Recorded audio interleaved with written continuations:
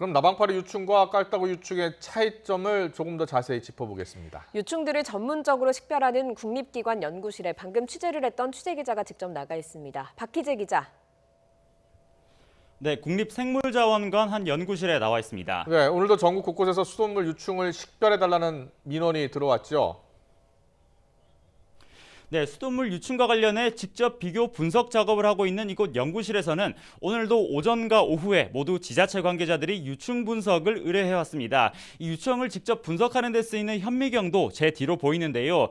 최근 논란이 됐던 유충은 바로 수돗물에서 나온 깔따구류입니다. 그보다 더 자주 민원이 들어왔던 나방파리과 유충과 직접 한번 비교해 보겠습니다. 나방파리란 바로 습한 이 화장실이나 주방 등 이 습한 곳에서 자주 발견할 수 있는 곤충입니다. 현미경으로 보이는 사물을 확대한 모습이 바로 모니터에 이렇게 실시간으로 나오고 있는데요. 아래로 보이는 비교적 작은 벌레가 바로 깔따구 유충이고 위로 보이는 게 바로 나방파리과 유충입니다. 가장 큰 차이는 바로 이렇게 꼬리와 색깔에 있습니다. 깔따구 유충은 꼬리와 몸통 생김새가 크게 다르지 않고 짙은 붉은 빛을 주로 띠는데요. 사람의 피에도 있는 이렇게 헤모글로빈 성분이 몸통에 있어서입니다. 나방파리 유충도 한번 보겠습니다. 전체적으로 회백색 색깔의 꼬리가 깔따구류와는 확연히 다른데 이른바 숨구멍이라고 불리는 돌기입니다. 이 꼬리를 수면 밖으로 빼내어 호흡하는 겁니다. 이런 특성 때문에 나방파리 유충은 물 안에서는 살지 못합니다.